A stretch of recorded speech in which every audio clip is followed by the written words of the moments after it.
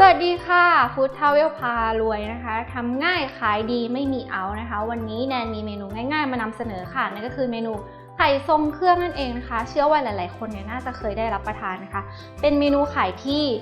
เอาไปปรุงรสเรียบร้อยแล้วซึ่งรสชาติจะกลมกล่อมนะคะแล้วเราก็เอาไปนึ่งแล้วก็ไปปิ้งบนเตาถ่านนะคะให้มีกลิ่นหอมของเปลือกไข่ค่ะซึ่งอร่อยมากๆน่าจะถูกใจใครหลายๆคนนะคะเดี๋ยวเราไปดูส่วนผสมและวิธีการทำกันก่อนเลยค่ะว่ามีอะไรบ้างส่วนผสมของเมนูไข่ทรงเครื่องนะคะก็จะมีไข่ไก่ค่ะซีอิ๊วขาวพริกไทยเกลือค่ะส่วนผสมครบแล้วไปลงมือทำกันเลยค่ะ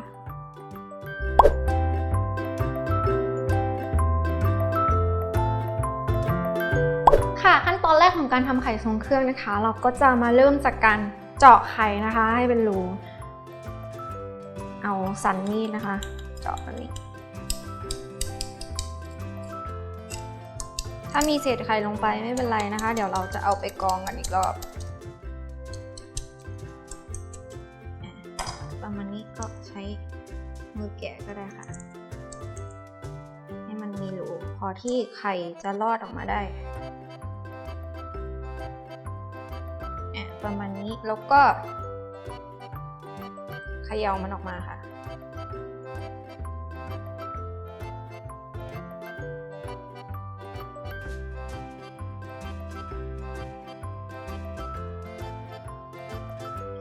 เราก็จะเจาะไปเรื่อยๆค่ะตัวเปลือกไข่นะคะก็วางไว้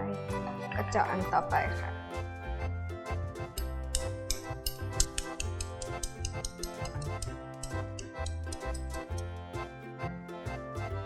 ก็ทำไปอย่างนี้เรื่อยๆนะคะจนไข่หมดนะคะแล้วเดี๋ยวเราเอาไปปรุงกันค่ะ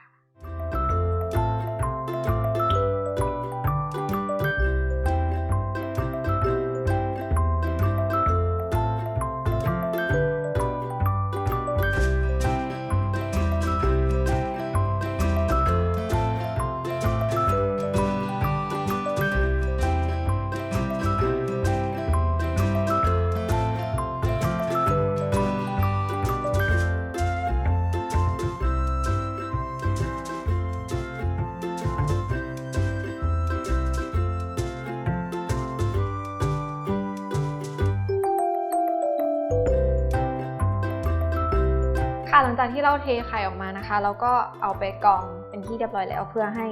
เศษไข่นะคะมันไม่อยู่ในตัวไข่นะคะแล้วก็จะมาปรุงรสกันค่ะด้วยซีอิ๊วขาวพริกไทยค่ะ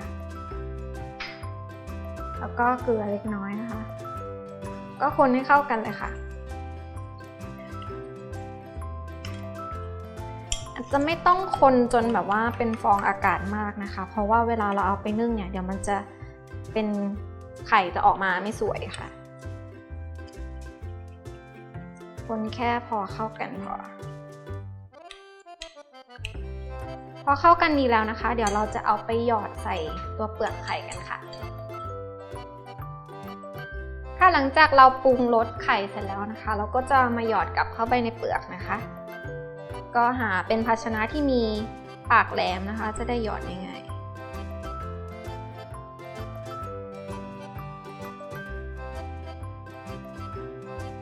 หยอดไม่ต้องเต็มมากนะคะเพราะว่าเดี๋ยวพอนึ่งไปเนี่ย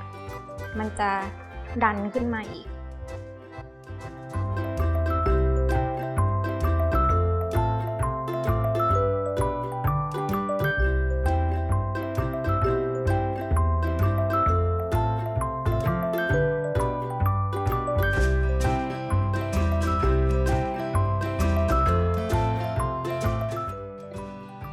เดี๋ยวน่าจะหยอดจนหมดนะคะแล้วเดี๋ยวเราเอาไปนึ่งกันค่ะ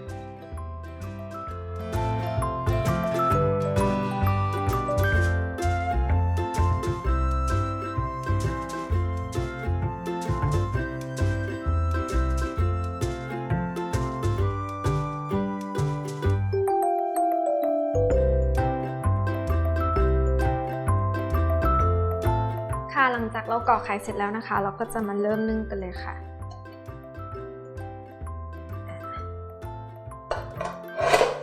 ตั้งน้ำนะคะพอ อเริ่มร้อนเริ่มเดือดแล้วก็เอาลงไปนึ่งนะคะเราจะนึ่งประมาณ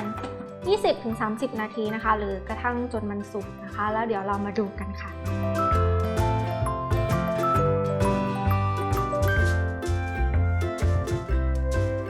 ค่ะหลังจากเรานึ่งเสร็จเรียบร้อยแล้วนะคะเราก็จะเอามาย่างต่อค่ะโดยการเสียบไม้นะคะ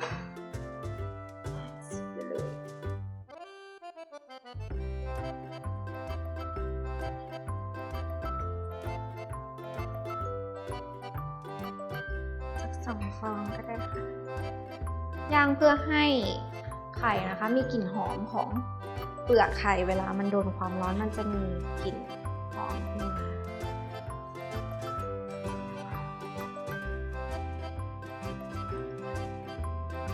ค่ะเนยจะย่างไปเรื่อยๆนะคะจนกว่ามันจะได้ที่แล้วเดี๋ยวเรามาดูกันค่ะ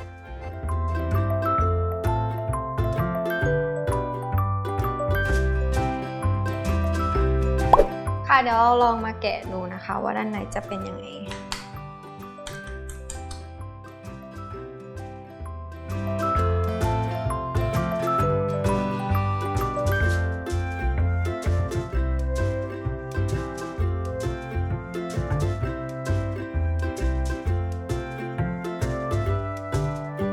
ค่ะเสร็จแล้วค่ะสำหรับเมนูไข่ทรงเครื่องนะคะเมนูพารวยของเราในวันนี้นะคะ